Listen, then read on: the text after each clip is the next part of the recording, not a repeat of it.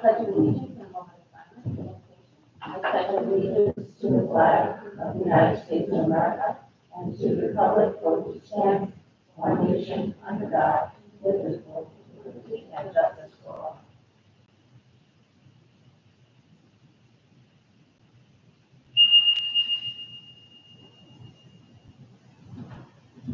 Thank you, everyone.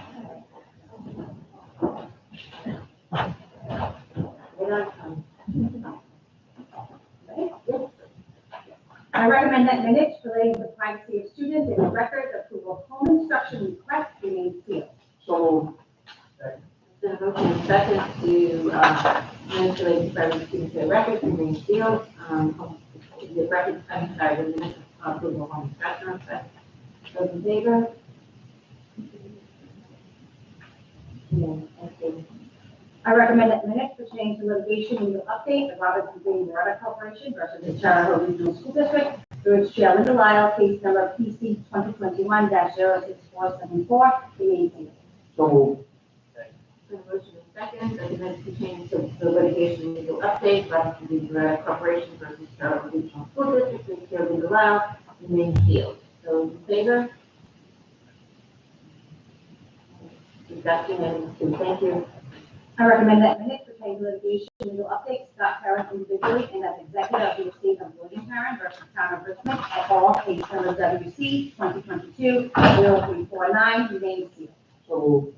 There's been a motion and second, that the minutes pertaining to the litigation legal update, Scott Karen individually and as the executive of the state, William Perry versus Tom Richmond, Al remain sealed. Those in favor?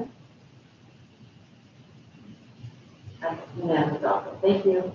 I recommend that minutes pertaining to collective bargaining and the AESP negotiation update remain sealed until such time as an agreement has been reached. Thank you. There's been a motion by Scott and a second by Mr. Gori, that the minutes pertaining to collective bargaining and the AESP negotiation update remain sealed until such time as an agreement has been reached. Those in favor? Abstention? Refusal?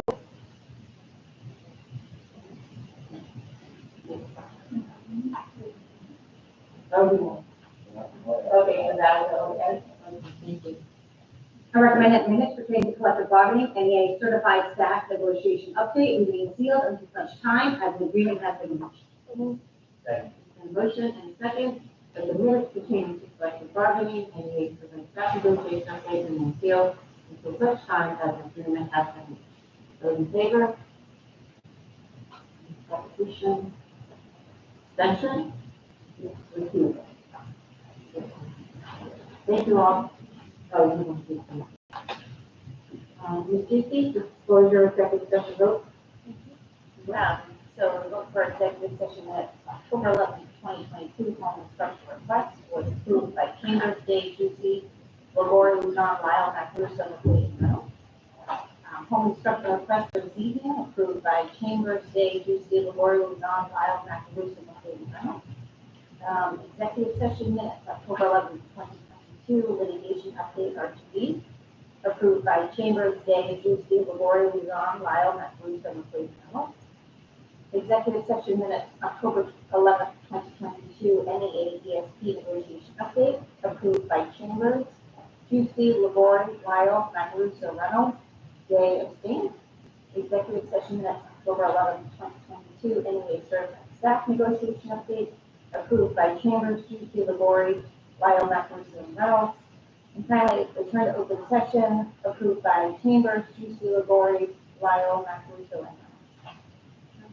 Thank you, Pastor. Recognition. Please join me in congratulating and thanking the following. High school special educator Michael Kelly was honored by NBC 10, Pride, and the Ocean State Credit Union with the Golden Apple for changing the lives of the students he works with. He was nominated by the Allen family. Congratulations.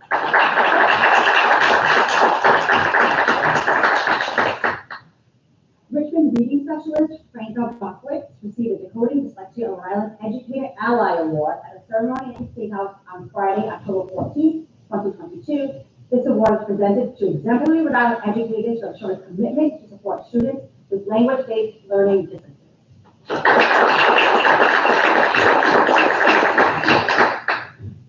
Erin Van Hoosen won all 4 for a June week this season, as well as the Injury Fund Week and the Manhattan College Invitational Varsity A Race.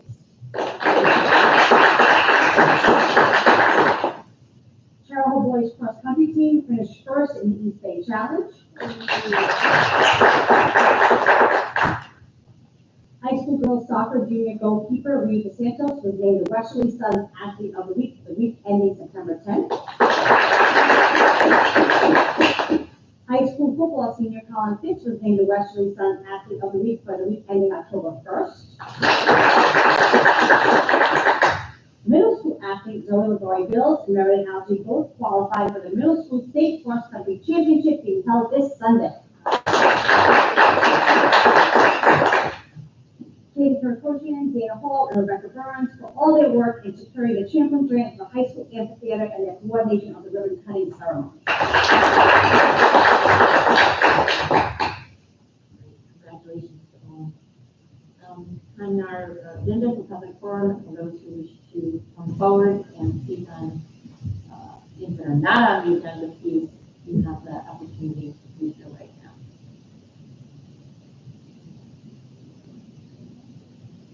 Please move on. Thank you very much. Business.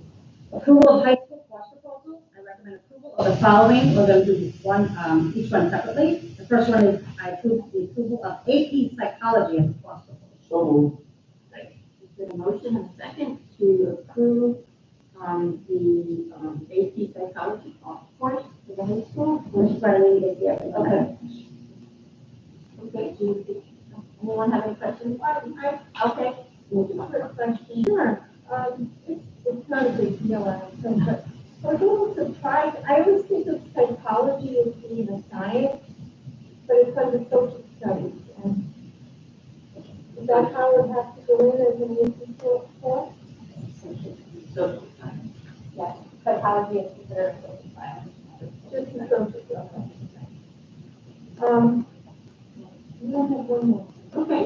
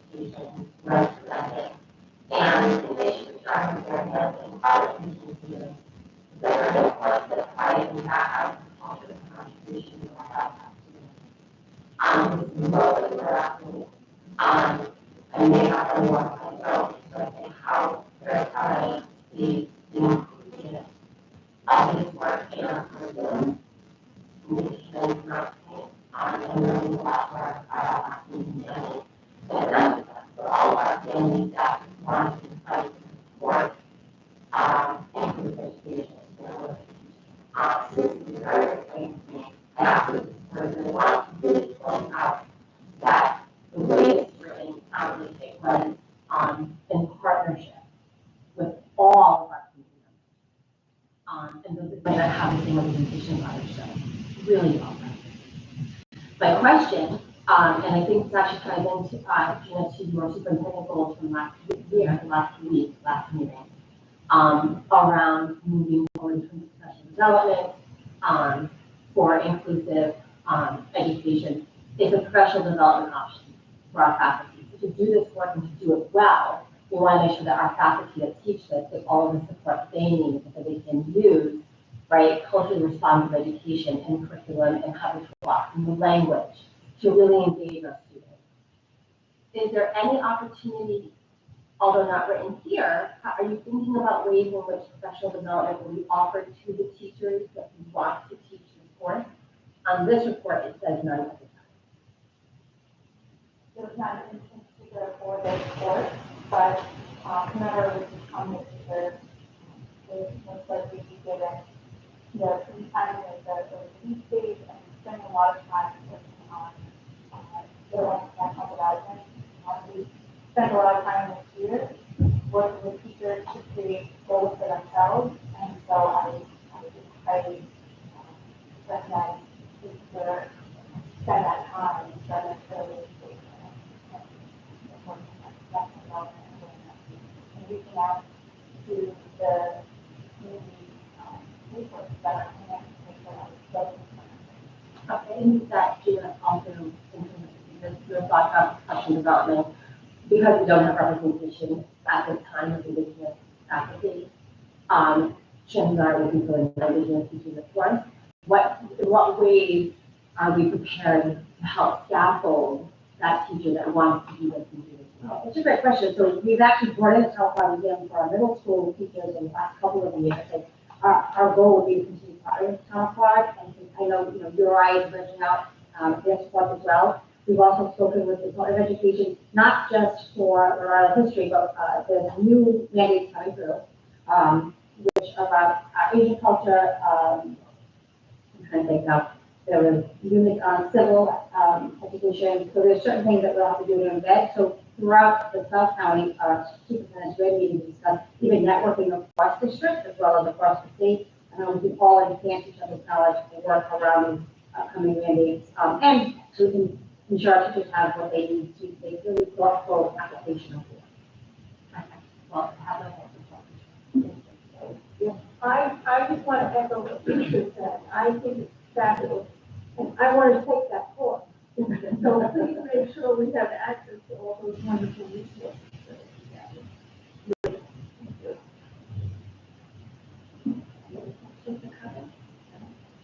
Thank you. I guess it is very much in a second to approve this course for the whole proposal. Those in favor? That's unanimous. Thank you very much. Okay, we have the review of student activity fund as it relates to street parking. This item was requested by Bill Day and Andrew McQuaid, enclosed as a memo from Ned, student activities from policy, the parking on the Carroll campus policy, and the student parking authorization request. If the committee decides that changes are to be made to either policy, these documents will be placed on a future agenda for revision. McQuaid, you have the floor. Thank you, Jeanette, for preparing that. As I shared, with Eric and Bill's concerns, it's not only because it is relatively rare that capital improvements are funded through an FAF account. So for me, it was sort of right to just make sure that there was that policy was being followed. Most appreciated, as Ned shared, that there were 3 separate policies that needed to be reviewed and really overlaid in order to make sure that we were doing this in alignment with policy, which only for me provided more evidence that, yes, it was worth just sort of making sure that we're dotting I's and crossing T's, which I feel confident based on that review that we've done, that this is being done in alignment with policy. I still find it a little awkward, might be the best word for it, that there's capital improvements that are funded through FAF. With that said, I'm comfortable that we're doing it in alignment with policy, and so I don't feel there's a need to have this on a future agenda for making any decisions. So I'll certainly share it with certainly Bill has anything. I agree with Andrew. A little opportunity when we do when they're solving the other problems. Discuss this a little bit. And I share the same concern that I read through all of the other one here that is today is an outlaw, so to speak, here at home. The rest of them must be self-explanatory. I see we got $4,000. We got $4,000 in the account, right? $4,579.24. You know, that's why they will change by October.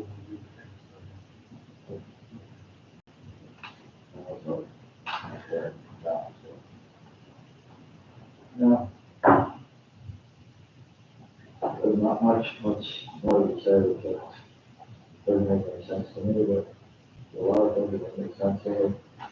So my understanding, based on the way it was written, was that it was a way to safeguard that the parking money coming in was going to the parking area for students. So that was a way of safeguarding.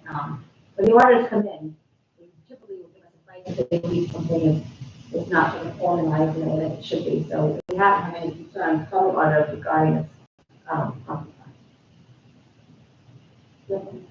So, Ned, just enlighten. So when you need to do a seal coating on the senior parking area, you take it out of this, or do we budget for it and this only pays for it, like I read here, decals, this, and that, and actually just the running of the program. So where does the money go? So sure, there hasn't been much use of the money in the past few years between COVID and the last time we need to do repairs to that area. And as the committee knows, the lower goal was never paid up until this point. So we didn't have a use for that amount of money to accumulate. And it came about this year. We would typically take care of a minor type of capital like that through the allocation account. And you'll remember that the high school, CTC, and all of those schools in the district have a capital allocation account. That's where we've typically taken this money from. But in this case, we had a significant amount of money available in the parking fund. It was specifically for student parking resources, so it was an appropriate use. Thank you.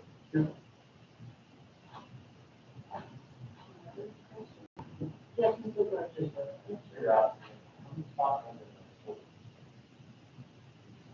The top lot for about 122, and the roll has about 44, and there's some additional ones by Cala. Yeah, And before, the lower goal was seasonal, So come spring, there was a lot of times with the cars that would either not come or find a place in the existing police station.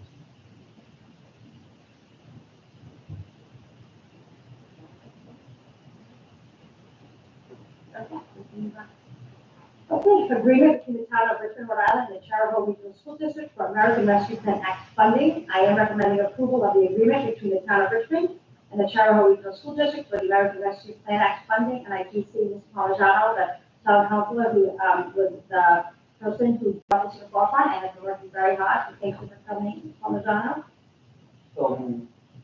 Is there a motion and a second to approve the agreement between the town of Richmond, Rhode Island, and the Carroll Regional School District for the American Rescue Plan Act funding?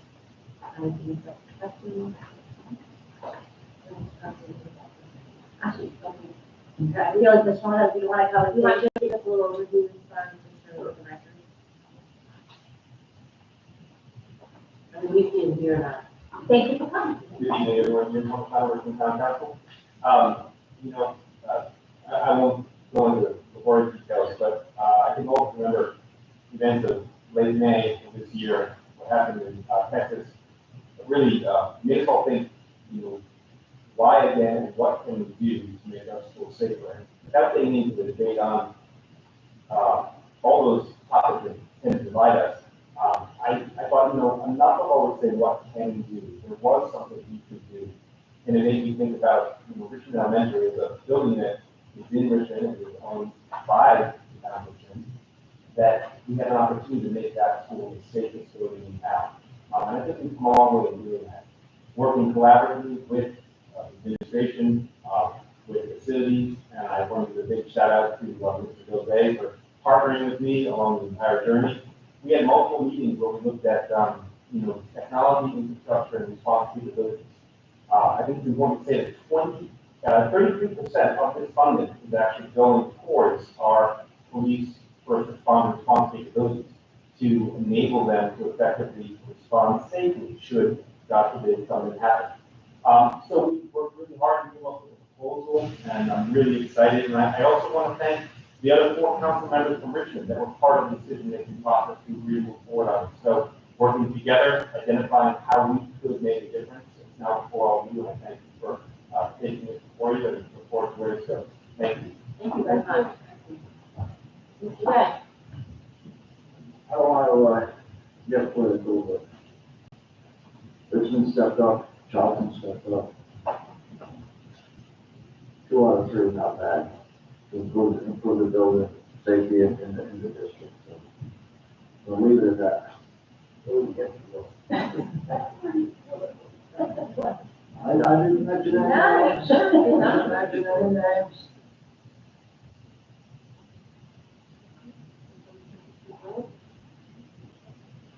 So we have a motion and a second, I'd like to put this to a vote to approve the agreement between the town of Richmond, Rhode Island, and the Carroll Regional School District, the American Rescue Plan Act funding. Those in favor? That was unanimous. Thank you very much. Thank you so much.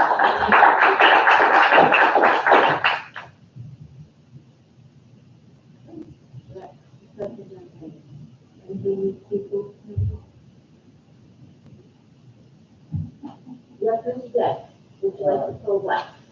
Wait. Wait.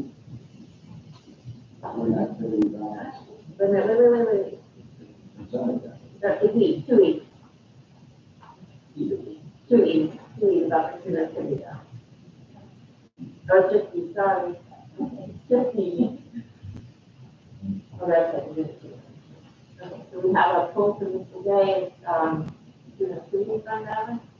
I think that's it. So Madam Chair, at this moment, I would like to move the remainder, but before I do, I would like to acknowledge donation from the Charlestown Police Department, Charlestown, of items that will enhance the security system at Charlestown Elementary School. Those in favor? Today you have the floor, student activity fund balance. Looking at the student activities fund, and I'm a little confused when I go down here, 3/4 of the way to the page, and I still see, accounts here that are 4 or 5 times the amount and I thought this was gonna go away. We have, let's see, we got, Woodgate Middle School, $573. The Orange Team, $4,900. The Gold Team, $3,355. The Red Team, $24. I was under the impression that we were going to do away with this inequity as far as these teams were. My original concern and complaint, and it will always be a concern and complaint, how can these kids be assured the same middle school programs and stuff like that? If one team has only got $24, and the other ones that got $3,000 and $4,000 in their account, how can this be equitable? Is anybody's got a child or a grandchild here that might be on the red team? You know? So we changed the practice, so for example, regardless of what the account said, well, we haven't, I think, Ned's gonna talk to the auditor, and we can talk to how they're gonna work on that. The idea would be that all of the grade 5 money would be used for grade 5, so while they haven't moved the transfer money into like one account, the practice would be, what we had talked about, that we're not moving just one team against the other, they all receive the same benefit, and the money's paid. But we haven't done any of the shifts, I'm gonna let Ned explain that. That's correct. Those balances are what was left over from the prior operations. And this is only through August. So this report you see before you is only through August. It does not include any activity in the past since the school year started. That won't be available for another month or 2 once we have those months closed and it can be a financial report. Okay, Mr. Gray, and then. So I'm not sure, but I think this applies also, Bill, on the schools previously, the middle school, one of the issues with any government is field trips. And some of the colored groups here, I think field trips and some don't, because some teachers, some are either more motivated than others. So I'm assuming some of those funds are familiar, I'm wrong. So Mr. Manning has a budget, trips separate from student activity plans. However, the concern that we addressed with the principal is that the field trips are about curriculum. And Yeah, support of the curriculum. So it's not about teachers' appetite, it's that if they have a certain time frame, if they're not submitted to the principal by January, the principal will then submit. So the field trip based on that. So the idea that it's not, oh, it's not. Yeah.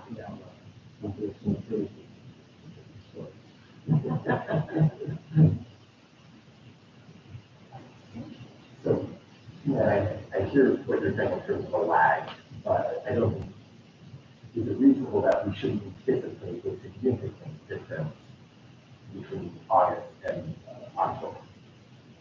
So what I believe we're going to see come the December timeframe, those field trips, those programming that are going to diminish some of the higher number of accounts, and then hopefully we'll see some transfer activity or some other financial activity on the underfunded accounts to balance the resources each of those students would get. It would be probably around the December budget timeframe. We'd be having conversations with Principal Benyon about, okay, you know, how is it looking on a per student basis, SIP team input as well, and how's it going, and where are we at come the December timeframe. So just very practically speaking, if there's general consensus on where we'd like to go, and sort of the desired outcome, what very sort of practically operationally we need to do to collapse these accounts into a single grade level account? Because that seems to be where it is that we need to make a change. So what are the steps needed to make that happen? Actually, it's timely from the last review, that the school committee received in regards to the student activity fund. There's language in there that if, funds are dormant, we can come to the school committee with a transfer or other options to move that money around. So I would say once Principal Zengen is gone through there and knows what he wants to do with these specifically, we can start to move money around. Actually, specifically for the student account. So the idea would be, point, so you would not be teens, you would be grade 5. So, Yes, yes, no. so with that in mind, I'm gonna just get us a little bit more into and ask that we actually put a timeline to that.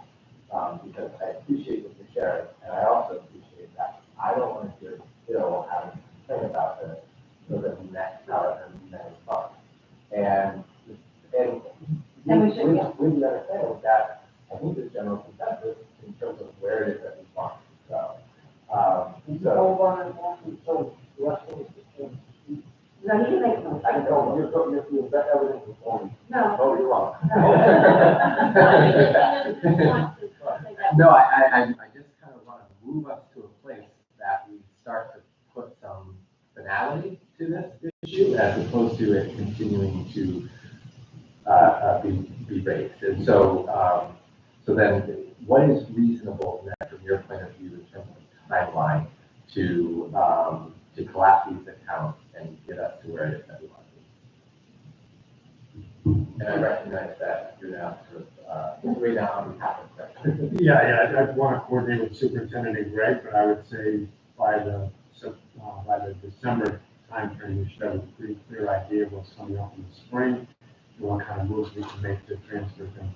Ideally, I'd like to get it done before the budget deliberations start, so that we've got separate issues, and we're not clouding conversations. So that would be my goal. December. So, Chair, I recognize that you will not be chair at that time, but whatever you plan to do in terms of the transition from to the future chair, if you could. Well, we put it on the agenda, usually on this, we have a worksheet that we. It comes up again on the plan.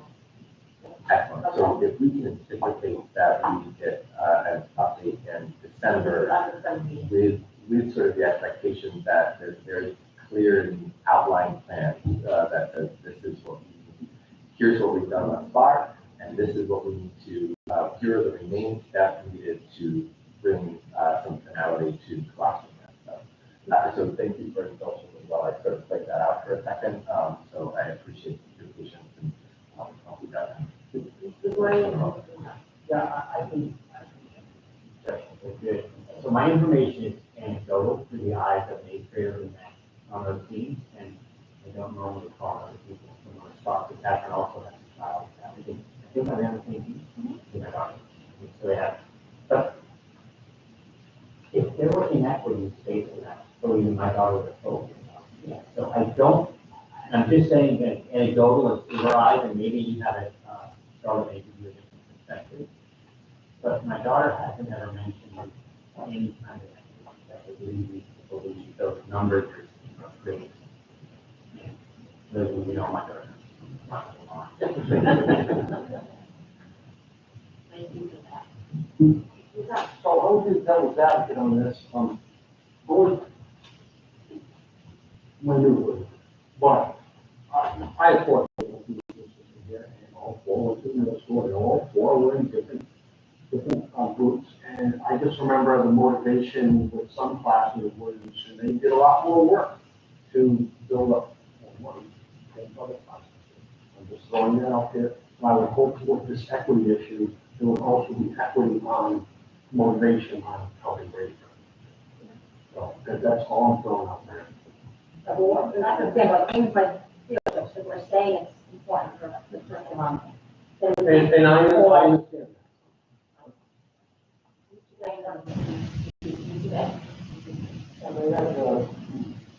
Two concern.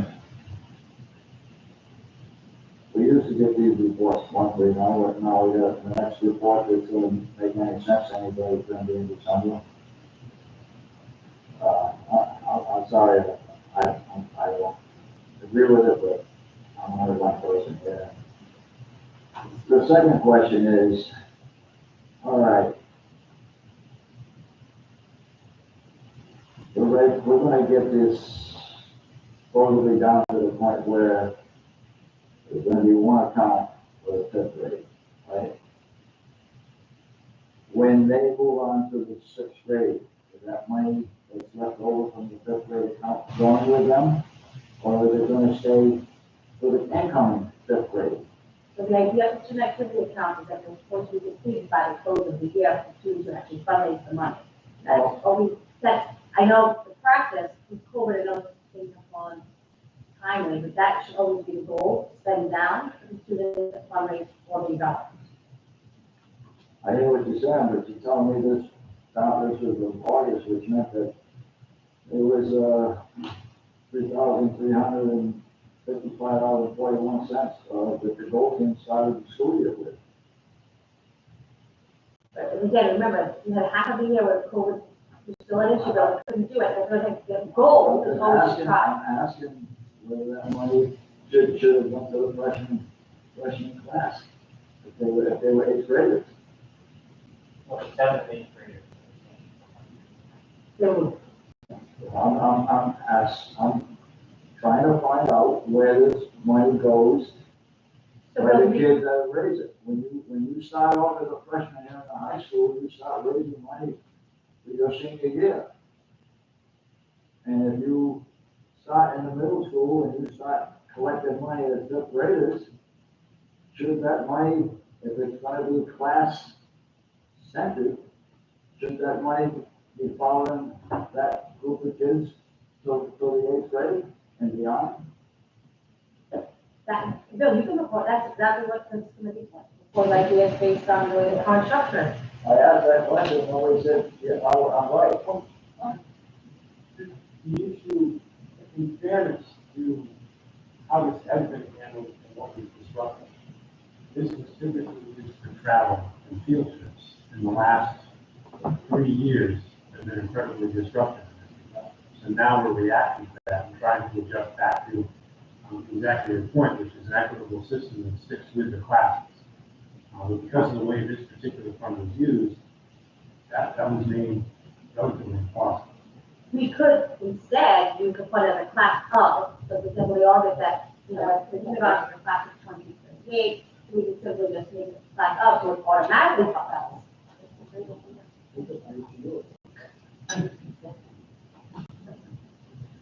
Including this way that fund, so point would always just follow and there's nothing. But again, the idea is not that we're out of that pandemic, is the goal would be always to spend the funds to inspire them for the year that fundraising for.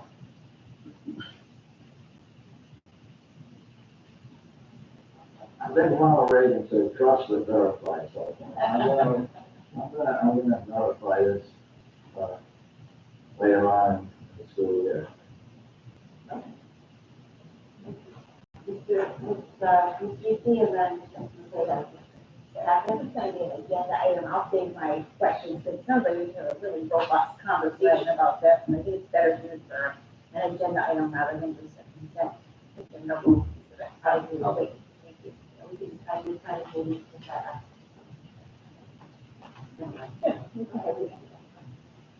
I would go over. Okay. And I absolutely agree with you. And so, to the extent that we don't need to reinvent any wheels, clearly every other school district needs to attend to this, in some manner. So curious how other districts, handle it. So I agree with future agenda item, and maybe we could also attach what is considered best practice and what is best practice and what do, other districts.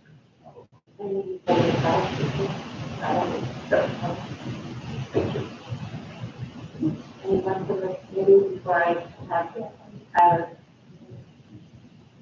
I just have a random question. Looking at this now, I looked at it earlier, and so I graduated from Fairfield 19 years ago. You still have second. And we have $5,150. So you're supposed to be using that for your like reunion. And I'm saying, Yeah. that was my question. What is that supposed to grow for? Reunion. What happens when these kids raise this money and then they graduate out of school. We do there's a lead on the account, so for example, when fathers reach out to the class, they donate gifts to the class, or they, Right. I want to, when she reached out to the support, they've actually reached out for their own union, and then the money's out. All right. So if you want to use I had no idea. I saw it. That's good. Yeah, come on, calculate it. But yeah, we haven't had one yet. I'm good with that. All right, thank you. That was all. So I was going to say, I think Bill's idea of the money policy. Yeah, That's agree. Yeah, however, that doesn't solve the potential discrepancy. Right, So this is a complicated. Yeah. and I agree with Captain that it needs to be a bigger.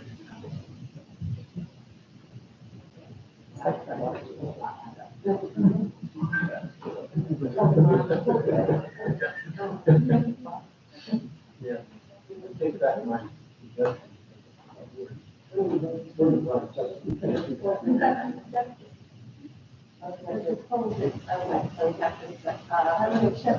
Madam Chair, Yes. a motion to accept the, There's been a motion and a second to accept these, and discussion, those in favor?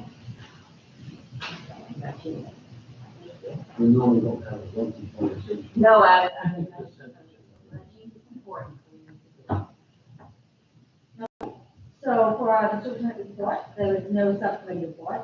We did have our ribbon cutting on, last week. Charles staff and students, alumni, school committee, and community members celebrated the official opening of the Charter Point Theater at Charles High School last Thursday night at 6:30. Thanks to a generous grant received from the Chamberlain Foundation last year, the Charles High School band room has been renovated to serve as a more flexible learning and performance space. Through this grant, we were able to add new industrial flooring, new sound system, wide receiving, practice mirrors, essential classroom-related items, and a storage container. And the ribbon cutting included short performances by college students and youth alumni. And then the virtual learning plan, Wright has confirmed receipt of our plan. It is set to be reviewed this week. We have a call with Wright on Friday. They stated that at that time they would provide us feedback and let us know shortly about the submission. They did let us know that due to our submission being early, it will not be placed on the council on elementary and secondary education, as that council has granted the commissioner permission to approve these plans in early November. So we also have our school clinic, last school clinic for the Charlestown School on Tuesday, November 1st, from 4 to 7 p.m. Upcoming events, October 24th to the 28th is the middle school book fair, as well as the Charlestown book fair. October 27th is the high school college fair in the library. October 28th is the Hope Valley School Trunk or Treat, 6:30 to 8:30. October 28th, middle school grade 7-8 dance in the gym, 6:30 to 8:30. November 7th, Hope Valley PTO meeting in the library, 6:30 to 8:30. November 8th, election day, there are no students, and but there will be a staff PD that day. November 9th is high school kids will take, it is our annual Best Forest concert, organized by Lynn Downing. It's on November 9th, 7 to 9 p.m. at the George Kent Performance Hall. We all can attend. November 10th, secondary end of grade period, as well as the middle school picture retake and the Richmond School Veterans Day celebration in the cafeteria, 9 to 10 a.m. November 11th is the school for students and staff, and November 14th is the Richmond SIT meeting in the library, 5:30 to 6.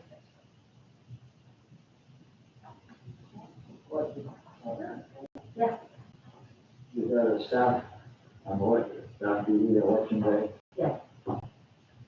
In the past, the middle school, we still don't have a lot of students, a lot of staff parking there. Yeah, we actually already coordinated that, No, that's fine, I know in the past, a couple of people were frustrated about because the that. senior watch all over it, and Okay. the rules, and yeah.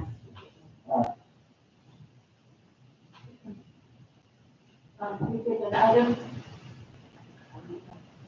Yeah. I think he has hand up first. well, mine's more for the budget process, so can I put a request in reference to that? So, if the taxpayer deem me a worthy candidate, and I come back to the next meeting, November 15th. I would like for, during the budget process, if I've been asking every year for several years, I would like to know the funding sources for Davies Tech, if there's any way we can find out how the state is involved in the funding for that facility? Ned? We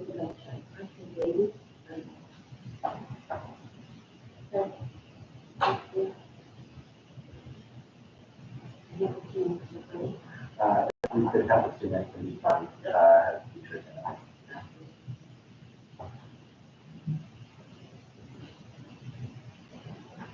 And nobody else raising their hand, Madam Chair, make the motion to adjourn. That's a motion, a second to adjourn, those in favor? That's unanimous. Thank you very much. Yeah, you can, yeah.